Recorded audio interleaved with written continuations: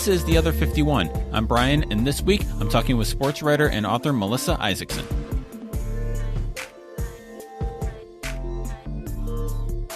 First of all, I'm wondering how your semester is going teaching at Northwestern.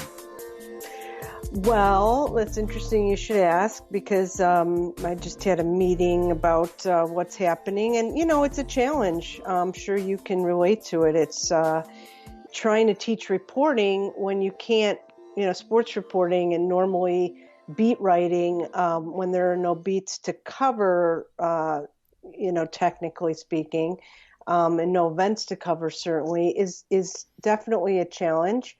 I feel for my students who are, on Zoom all day, and there's several of them who are, many of them who took extra classes, but we're really telling them, and I really firmly believe that it can absolutely sharpen skills that we tend to gloss over sometimes, like simple things like, talking on the phone. And I think this generation, without sounding like an old crank, they're not as maybe adept, certainly as I was growing up being on the phone all the time. So it's a good thing to sharpen those skills, to sharpen reporting skills, finding people, getting them on the phone. All those things are really great. And you can still develop sources and relationships and do a lot of things and a lot of, again, skills of beat reporting that you would have done before. So that's what we're telling our students. That's what I'm telling my students. And so far, they've been really receptive and are really trying to be engaged, I feel for them. But it's interesting. I think I'm kind of becoming a better teacher through it all, weirdly. How so? It's forcing me to be highly, highly organized to the minute, because I feel like an enormous responsibility to hold their attention with something really valuable. Not that I didn't before, but I'm just down to the minute. Right. There's no real improvising when you're talking to people on Zoom. There is, but it's not built in by any stretch. I mean, I've got material and then some, so that I feel like I'm tap dancing up there sometimes, because my son is home and my daughter was home earlier, and they're both like, "God, you're screaming," and I didn't. That's probably something kids always tell their parents, but I feel like I'm up there going, "Pay attention! I've got really good stuff. I'm really working on it." So. And using every conceivable tool of Zoom to kind of keep it lively and keep it going, in different exercises and, practical scenarios as much as we can. So it's fun. And I really think in the long run, this will make me just a more organized, better teacher. Yeah, that is the biggest difference. I've taught online. I usually teach online every summer, and that's one of the biggest changes that you've had, is that organization. Like, I'm hey, what's going on in the world today? Let's do that for class. And you can't really do that online. It was funny. I remember it's kind of leveled out now, but that first week, like that, everything started getting canceled in New York, going in front of my sports writing class. And I teach a sports writing class in the spring. And we always start with like 5 minutes of what's going on in the sports world. And sometimes that's story ideas. Sometimes it's just a way to kind of get the gears going and get wake everybody up. And then I realized, like, what's going on in the sports world? Nothing. Like, how am I going to do a sports writing class when there's nothing going on? I know. And it's been and it is interesting, as you mentioned. I think it does.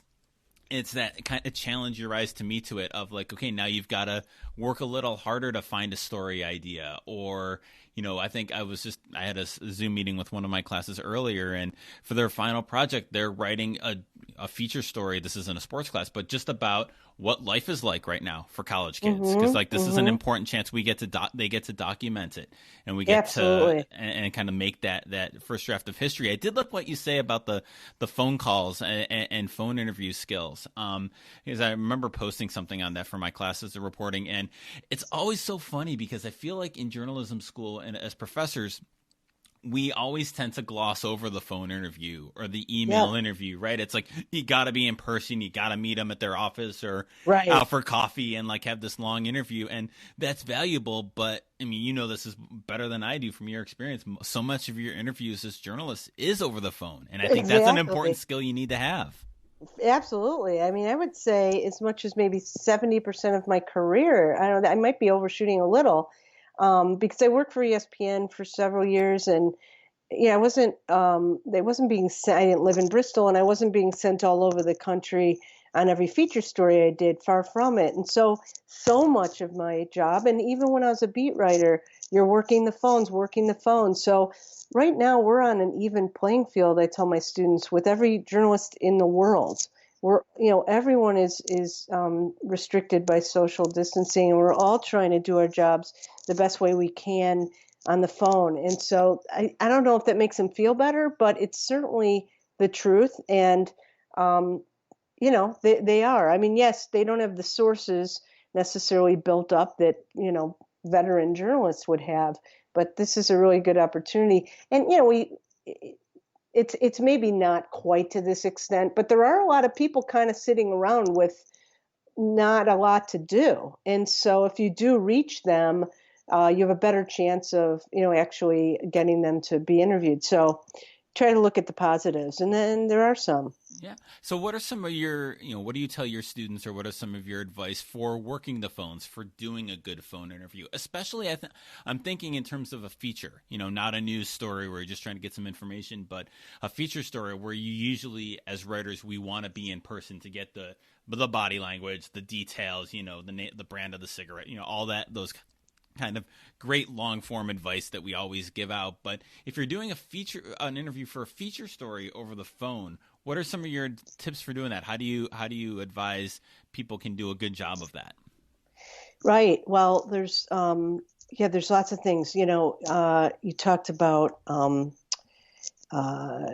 you know, the non-fluencies on the phone. Okay, the source can't see the reporter, so an may not sound the way that you necessarily mean it. We talk about know your nervous habits, such as giggling, when you're uncomfortable, and those are going to be magnified at inappropriate times. Things that you might say in person, like "great, great." You want them to know that you're engaged, that you're out there, that you're listening, but you don't want to sound robotic. So you don't want to keep saying, great, great, especially when what they're saying isn't great. They might be telling you some horribly sad story, and it's a great quote. So you're like, great, that's not good. That may be great for you and your story, but it's not great for them. So you can become really conscious of how they can't see how you're processing the information. So, it's a good opportunity to be conscious of that. We talk about typing. Part of it is a good thing to make sure that you're getting everything, but you want to warn your interview subject that you'll be typing, just to make sure I get everything right. It may buy a little leeway for rudeness, because having the person listening to your constant keystrokes isn't always a great thing. And I kind of stop typing when the source stops talking, because I try to anyway, because that's the same as just taking notes forever and making them wait. I guess you can talk over your typing and ask the next question, but it can be a little bit, and then how you answer. These things are all work anyway. How you answer, how you finish an interview. If you say 15 minutes, keep it to 15 minutes. When you're finished, saying like, that's all I need, thanks, is not really a good way to finish an interview. It's a little abrupt. So while you want to respect the subject's time, you still want to ease into it a bit and ease out of it a bit. So, but a lot of the things are still good. Interviewing techniques are all the same. But those are a few little phone things that I talk about. The only thing I ever struggle with on the phone and telling students about is the silence, where you would hold the silent trick, right? You know it well. You kind of let something hang in the air, and the source will always start talking. Yep. But now on the phone, you can't really pull that off, because especially with a cell phone, because you're going to think they lost you or something. Exactly. Like that. Hello. Yeah, that's a great point, and that's a great technique in interviewing. So that is kind of a shame. But the good thing is that and I've had people tell me this, reporters who are working right now. I mean, I am to some degree, but who will say that sources, athletes that may not have been necessarily super friendly or let their hair down, now we all have something incredible in common. The whole world, right, is going through this. So all of a sudden, this reporter told me they felt this bond that was unmistakable. And the athlete, all of a sudden, they saw a side to him they hadn't seen before at all.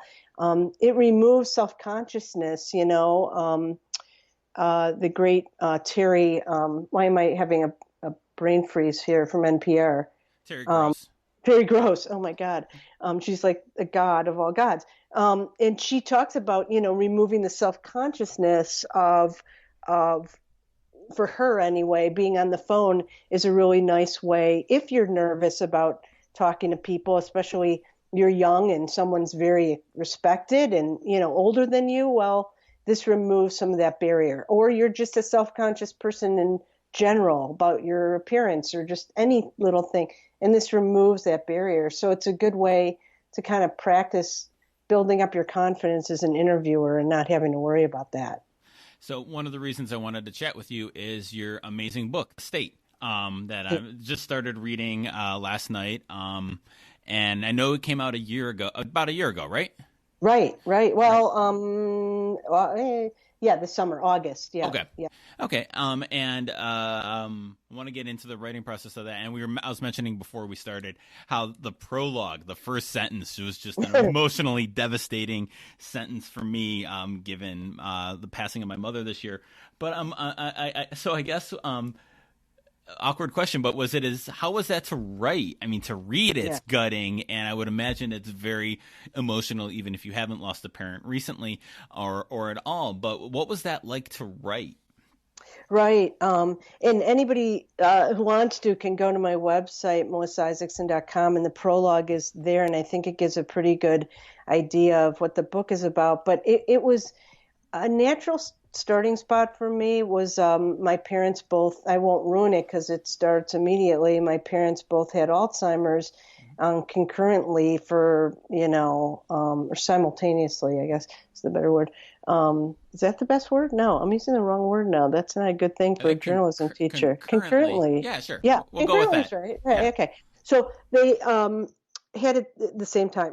That's a good way to say it. For about 20 years. And it started when I was in high school, just signs, early stage Alzheimer's, and I was the youngest of four, and my parents were older, and so they were showing signs that we didn't really know at the time were Alzheimer's. And my father was in hospice care the night of the 25th reunion for my high school basketball team, and the high school was honoring us. And again, I won't ruin it by telling you we win the state championship.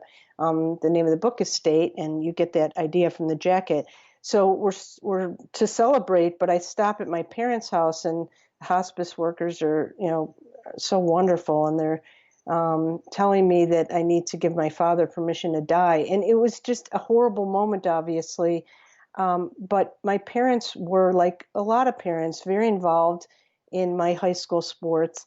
It gave them a new life in terms of it was a depressing time for them, both experiencing these early signs. My brothers and sister were out of the house.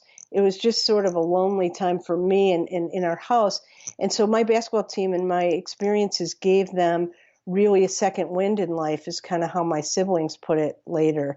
So their memories of that and their, going back to celebrate it was really, really sad for me. And I thought, what am I doing? What am I, saying goodbye to my father? And then I'm going to this celebration. It's ridiculous.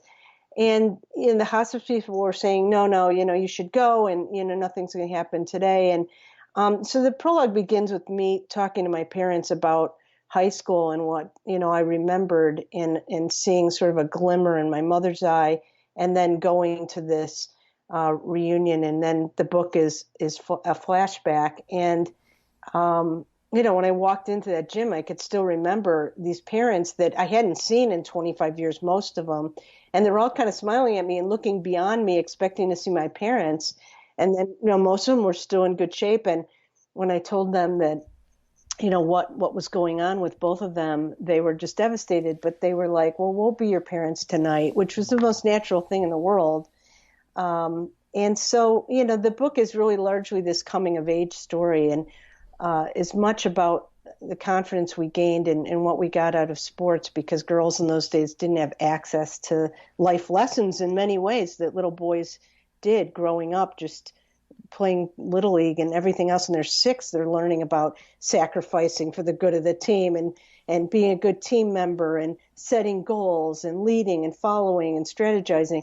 And little girls didn't have that. So that's a lot of what it's about, but a big, big part of it and the theme that runs through it is, and I don't know how old you are, Brian, but when I was growing up, it was common for your parents to, tell you about somebody getting divorced across the street or something, and it'd be like a whisper, the Wilsons getting divorced. It was like you weren't allowed to talk about it, and certainly no one was supposed to know about it. And my mom used to say, you never know what goes on behind other people's doors. Mm-hmm.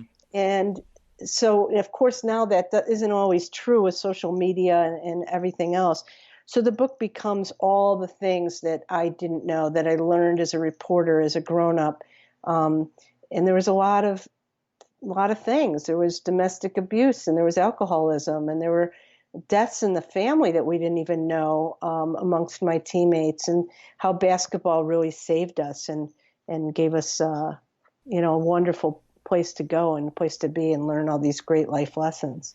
You mentioned in the prologue too that you worked on it for a decade. You were working on it for kind of in fits and starts, it sounds like. So you detail the idea of writing the book in the prologue, and then now kind of walk me through the next decade or so, and like why you got fits and start, like what right. the challenges were. I think the story was always sort of inside of me, and I knew that I was going to tell it one day. I was the unofficial chronicler of the team, if you will, which amounted to writing poems for our coach. They would go along with a rose that we would get her every game, and they were silly, but somehow that made me the writer. And I hadn't worked at the school newspaper, even though I wanted to, because I didn't feel like I had time. So on that night of the reunion, one of the players, a good friend and who was the star of the team, said, "Miss, you've got to tell our story." And I knew what she meant. I knew it wasn't about the state championship, and I knew, it was about some of those things I talked about before. So I started, it had started that week as a Chicago Tribune column, again, about kind of all the things that we didn't know. Jackie Joyner was the star player of the team we beat for the state championship, as she played for East St. Louis Lincoln. So this column in the Tribune got some attention, and a guy who was in the movie business now as a producer and was one of the editors of our school paper got in touch with me, saw the column online, and said, "This would be a good movie. Can you write?" He was worked for kind of a book packaging company. They took books and turned it into screenplays and turned them into movies. He did Sisterhood of the Traveling Pants and some other young adult kind of books, or movies. So that's how it started. And I wrote this really pretty quickly. And I didn't know what young adult meant. It was completely about basketball. We would talk about it, and he'd say things like, "In this scene, you should do this." And I'd be like, "What is he talking about? I have no idea what that means. In this scene, how do I write a scene?" So I didn't really know about narrative nonfiction. And so it sat around. I'm not sure, these things happen. They sit around for a year or so. And finally, I got the rights back to it. And it was a manuscript, but it was nothing like I knew it should be. Several years later, my parents pass away in the span of a couple years. And somehow I just knew that it wasn't a basketball book, that it was much bigger than that. And how do I get that other story, into this story? And that took a while. I was sort of depressed for a while that nothing came of it, so I kind of put it down, then I'd pick it up. I wrote another book in the meantime on Lupinella. Life intervenes. I have kids. And so it just got kind of pushed around. And then finally I have a friend, Scott Price, who is a gifted writer for Sports Illustrated. S.L. Price is his byline. He's so wonderful and an author. And every time I'd see him, he'd be like, "What's going on with the book?" Because I had told him everything. And every time I'd be like, "I don't know." I was so embarrassed. And finally he's like, "Missy, it's your story. Just tell it." And it was so simple, but it was kind of an epiphany, like, oh. So that's kind of what, where I went from there. I just started telling my story and then, became the process of finding a publisher, which, anybody who's ever written a book knows that's not always easy. So that takes a couple years too. So, all of a sudden it was actually 15 years, I want to say, between that column and when it actually came out, the book. And so I'm wondering what it was like for you writing a book, a very, it's your story, a much more personal book, with your background as a journalist. We have the journalism notions of objectivity and reporting and all of this. And this is obviously something close to your heart, close to your life, and a very personal book. What was that like? Was that a challenge? Was that like a different mindset you had to get into? What was the toughest thing about that? Two big problems with being a journalist and writing this kind of book. And one was that we're taught from a very, young age as a journalism student that it's not about us. Right. And that we don't write about ourselves. And especially when, I came up in journalism, I mean, even columns to write I was really frowned upon. That's how I was taught. And we're not the story. And so all of a sudden now I'm writing about the most personal family story. And I, midway through that 15-year period, I wrote a Tribune magazine piece about my parents' struggle with Alzheimer's. And that's really what convinced me it needed to be part of the book.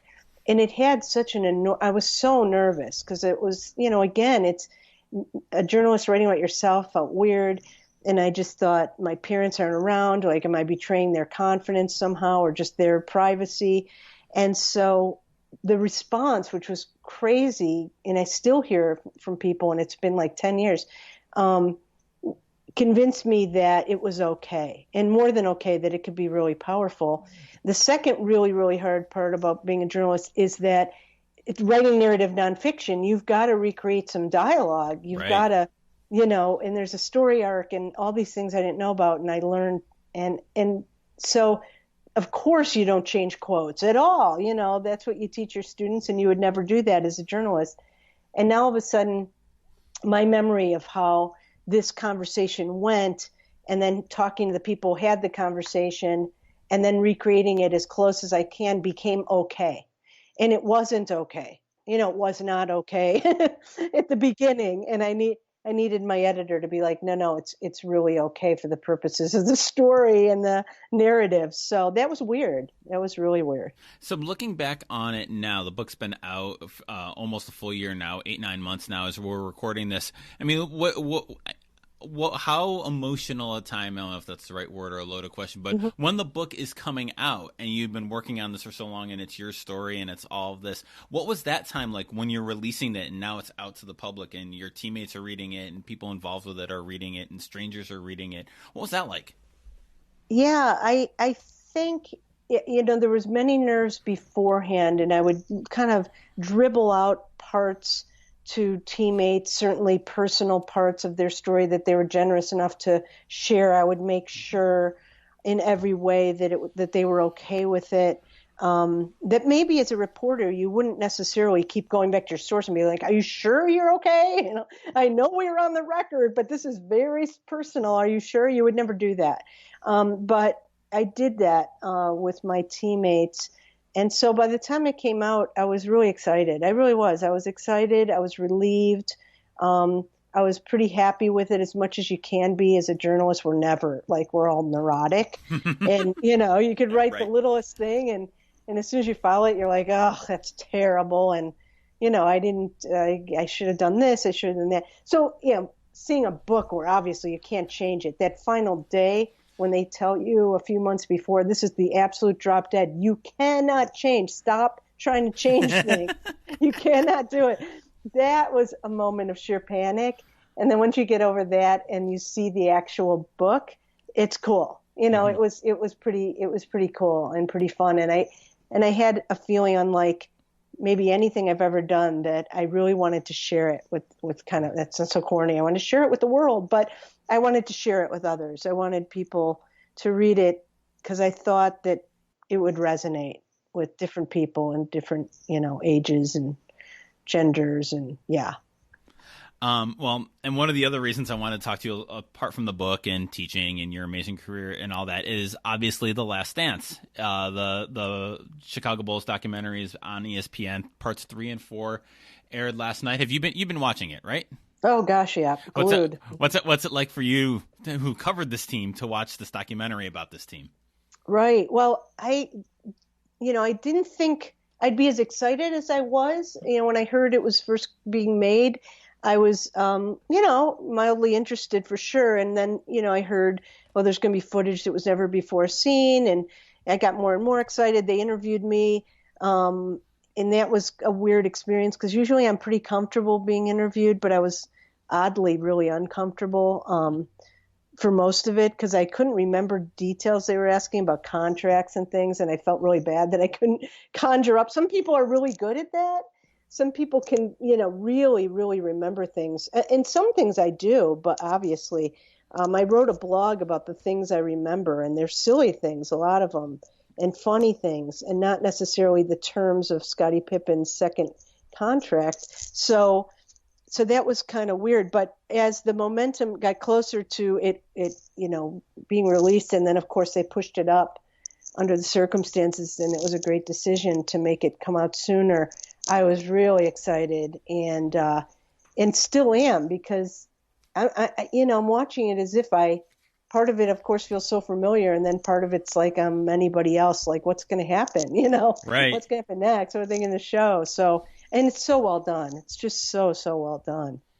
Did you cover? I'm trying to remember. Did you cover all 6 titles? As the principal beat writer for the Tribune, I covered the first 3, but okay. The second 3 I was around. I had 2 kids in the interim, and I was the Bears beat writer in the later 3 championships. But in those days, covering the Bears didn't necessarily mean I had to be on the Bears every day of the entire year like it is now. And so I would join the Bulls for various stories here and there and during the playoffs. So I was around.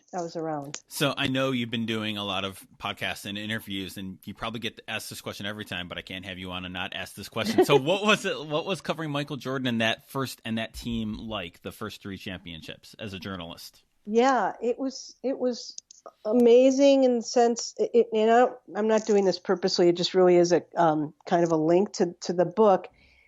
In that, people say, like, did you know it was really cool that, you're post-Title IX, you were getting these incredible opportunities as girls? And I'm like, no, we really actually were pretty aware. So, with the Bulls, I think we were all aware that we were witnessing something incredible at the time. Often it takes years before you have that perspective to say, like, wow, I covered Michael Jordan.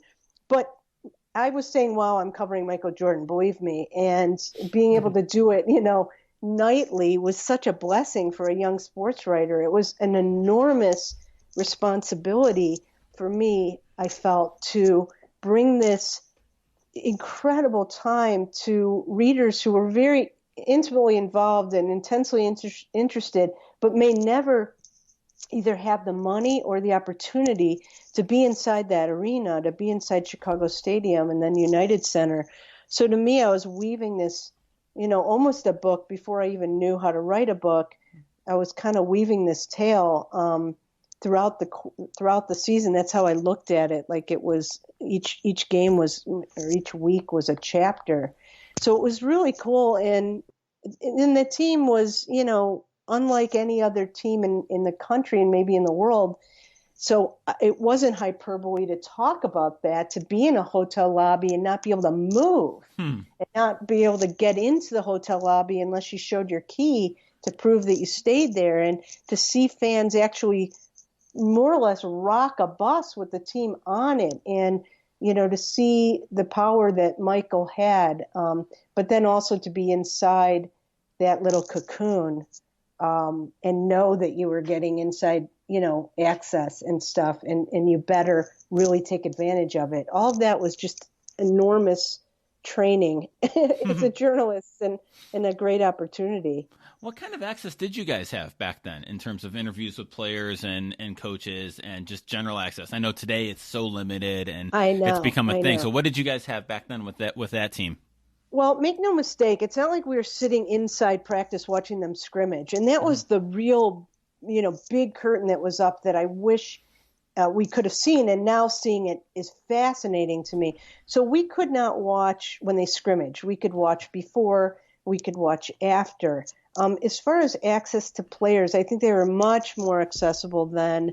On practice days, Michael had an incredible innate sense that I give him a real lot of credit for as a superstar. I've never seen any superstar of his caliber be so accessible to, he would stay in his locker after games and after practice and talk to every last reporter. If he stopped and he said, I'm going to talk today, which was pretty much every day, he would talk to, the person from the smallest little newspaper in Iowa to the New York Times to Sports Illustrated to somebody who came from another country and answer every last question. And that sounds like, oh boy, wow, what a great guy, big deal. He's just being a human being.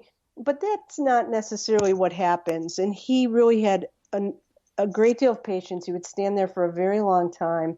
The three beat writers in Chicago at that time for newspapers there were three of us, the Sun-Times, me at the Tribune, and then another guy at the Daily Herald, which is the Arlington Heights paper. And we're the only ones that traveled with the team every single game. And so typically the road press, the visiting, well, they wouldn't be visiting, the home press would come in and talk to him and then file out and go to their own locker room. And it would be just us three. And so we got some really valuable, BSing time with him then. We would let each other have one-on-one time with him. Because we were there every day, we would occasionally get one-on-ones after practice. It wasn't super, frequent, but you'd get it. You'd get it occasionally.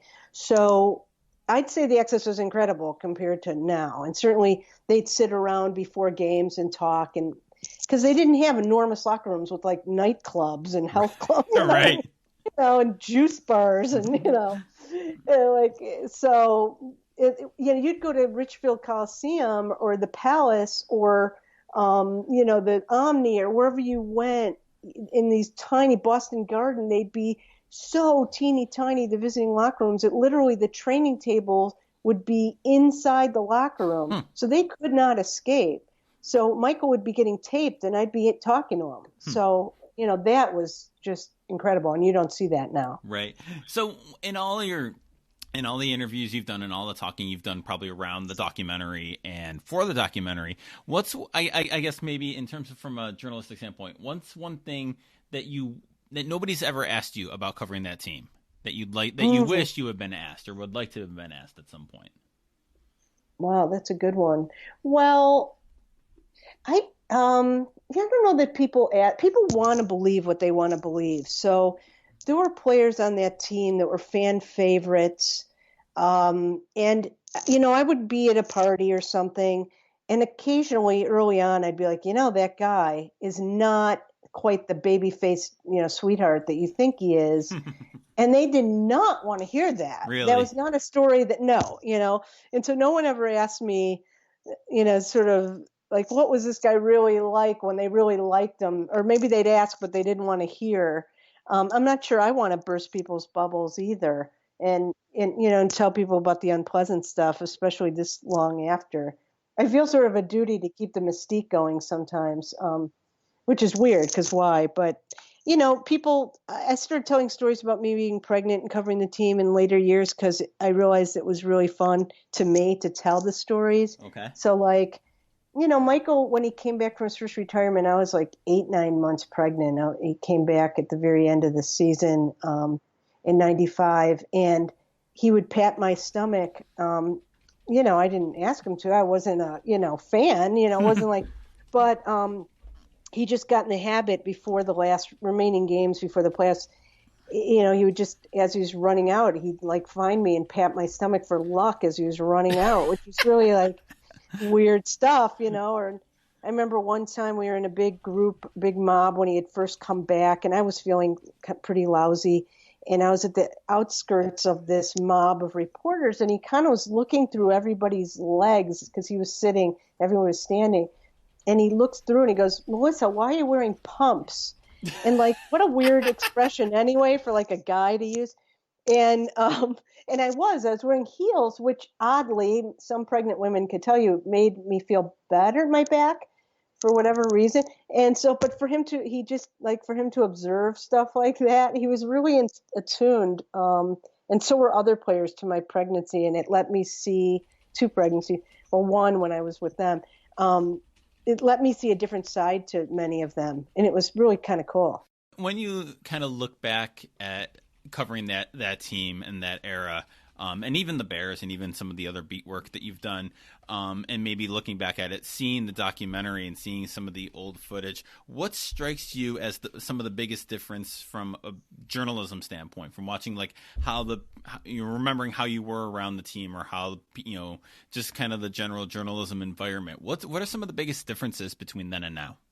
Yeah, I mean, the obvious one everybody would say would be the lack of social media. Sure. And so, when Rodman is off to Vegas, like, are you kidding? Like, that would just be so weird. And even Michael, I think when I talked about how accessible he was and how friendly and how patient, I don't know that would be the case with the level of attention that he would have, even more so through social media now.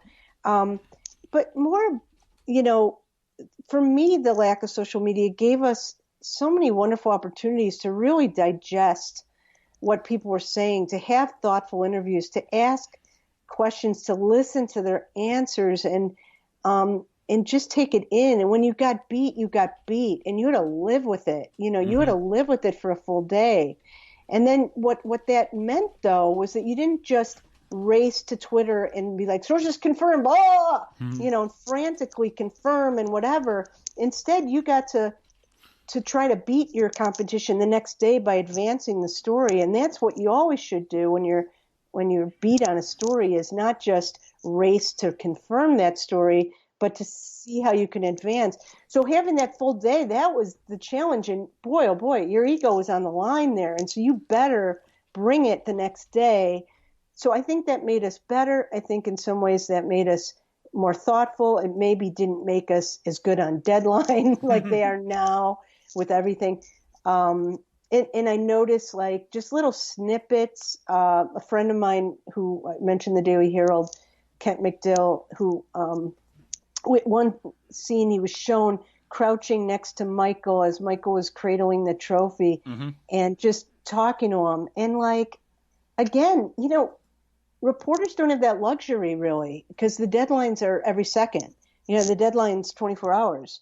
And so you better be tweeting that. So you'd be tweeting sitting next to him rather than sitting next to him and really getting some good stuff and really taking it in and going back and writing it. And The Athletic does that in a much better way, Yep. But I think beat writers have a hard time being able to do that. I don't fault them at all. Yeah, they can't. Right. It's the kind of like the structure, or kind of the way it's evolved to that point. What struck me most in watching this? The lack of cell phones and the lack of smartphones. Right. Even more so than, obviously, social media to me jumps off the page as the ultimate one. But I think it's the combination of not just the social media, but like the cell phones. And you see pictures now of reporters, filming with their cell phones, or people holding up their phones. And again, you don't blame them. That's the world. But it just struck me as one of the big, as how much more, maybe in some ways more important, this is an unformed idea, that the smartphone is more than social media, or it's the combination of the two that works. It's not just Twitter. It's that I can tweet from the locker room or right next to the person, or I can film the person and post it right away. And like that combination, and the phone is as important as the platform, I feel like. Yeah, it is. And, again, I'm going to sound like an old crank, but like what happens when you hand every reporter a cell phone and you ask them to record, and we had recorders. I mean, we Sure. had, and so we held them out. But when you have to videotape, which many people do, the interview, you take away that human element of looking someone in the eye. And now all this athlete sees, I mean, from their standpoint, in their defense, that's all they see is people holding up cameras in their face. It's also, I don't have one picture of me with any player. I have not one. And part of me is like, you have kids and you're like, damn, I wish I had one. Right. But we would never, ever, ever, ever do that. We wouldn't sneak a picture. We wouldn't take a picture. We wouldn't pose for a picture. We would never do it. And I think now it's become sort of okay.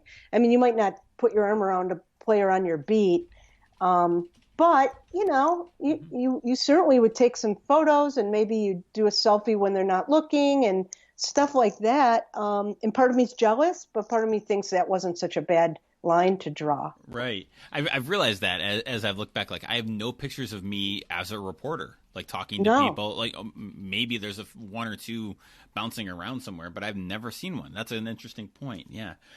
You mentioned the getting beat and trying to advance a story without trying to open up too many old wounds. But can you think of a time when that happened to you and then you were able to advance the story the second time and kind of like that great cycle of I got beat, but then I beat the guys the next day? Oh boy, I try to forget that, bury it.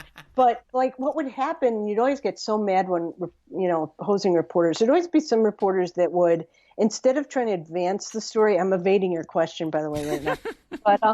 But instead of trying to advance it, they would just knock it down. They'd try all day to knock it down. Yep. So they get, unnamed sources saying that wasn't true or that was taken out of context, or maybe they'd even get someone to say, that wasn't true because they were mad about the story. I tried really hard not to do that because, it's an easy crutch instead of working to advance it. I think we did it every day. I mean, I think when you're on a beat like the Bulls, especially, but any beat where there's just news constantly, and there was so much news there that it didn't even mean necessarily advancing that story, but getting another one. Right. So there were always contract issues. There was always someone else saying something. There was always, I don't know. I remember, this is on the Bears beat, that when we first started being really acutely conscious of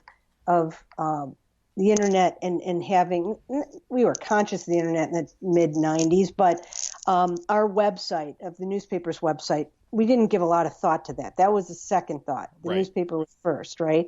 And so I had like the scoop of my life probably when Dave McGinnis was going to be named the Bears head coach, and at the very last second changed his mind. I mean, the press conference was going to happen, and he was walking up to do it, and he was there. And just, for many reasons I won't go into, didn't. And so I had the GM on one phone, the landline, and I had McGinnis on the other one, and his agent. I just had really developed great sources for that story. And so we hung up, and it was the middle of the day, and I called my editor and was like, I have this great story. And we finally had the opportunity to do it right then. We didn't have Twitter, right? But we still had the ability to publish online, but we weren't really taking advantage of it. And it was like my editor didn't fully trust me. It was really weird. They were so scared to pull the trigger with something clearly it was important. And who would even see it? They were like, will people even see it? And I had like 10 minutes to break this news and no way to do it. That was, I remember really being struck by that. And so I ended up doing afterward this whole TikTok thing, explaining how I knew everything. But, now that would never happen. You'd be, tweeting up a storm, and then everybody else would be like, oh, yeah, I confirmed it. And it would be bull because they didn't confirm it. Yeah. Right. I know. I remember that from like when I started publishing stuff online. I remember covering NCAA. I was covering St. Bonaventure, and they played Kentucky in the NCAAs, and we were an afternoon paper. That's how long ago this was. It was an afternoon paper, and they played the first game of the tournament. So it was the 12-15 Tuesday game. So the game goes to double overtime. They lose. So it's like 3 o'clock when they lose. And so my game story is not going to run until the next afternoon. So Friday afternoon's paper. And so I convinced my editors to write a little game story to post on the internet. This was 2000. And it was like, are we sure we want to do this? Are we going to give away the storm? Like, no, everyone's seen the game, so we might as well acknowledge that. So One of our columnists at Tribune, real fast. We were at one of the Olympics in Beijing, and he wanted several updates. And so the columnist at one point looked at the editor, and the editor was on site in Beijing, and he said, "You mean I have to write 2 columns today?" He goes, "Are you going to pay me double?" And the editor goes, "Or you could go home and not cover it at all," like that.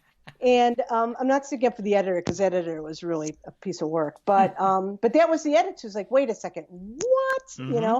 There's a lot more work now. So I'm not pretending like we had it, Right. we were just working so much harder, Right. I always think back, like I always felt really busy. Now thinking back, I don't know what I did with myself without I know. it. What did we do? I know we went to shoot-arounds and we, or didn't go. Yeah, it was interesting. So I ask everybody I have on my podcast the same question, so I'll ask it to you. What is the best thing that you've read lately? I just read, I'm reading Little Fires Everywhere right now, and I'm sort of enjoying it. I read Bob Woodward's book. I liked it. I read Ronan Farrell's book. That was the last book I read, and I really liked it. Why am I blanking on the name of that one? And it's on my bedstand. I read Educated probably before that, which was like a year after it came out.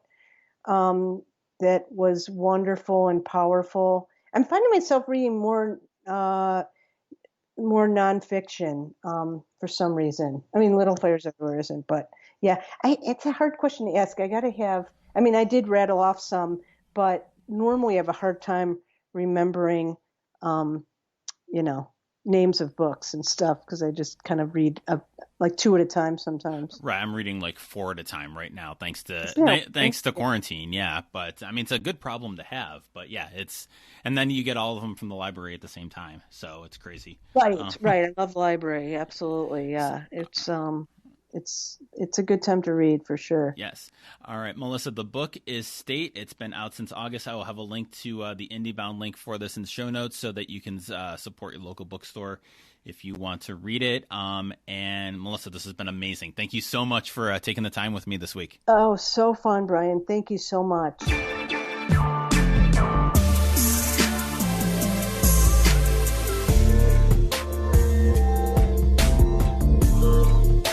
As always, thanks for listening to The Other 51. You can find show notes for this episode and all our episodes at sportsmediaguy.com on the Other 51 tab. You can subscribe to the show wherever you get your podcasts. I can highly recommend Overcast for this. Our theme music is by Ellie Moritz.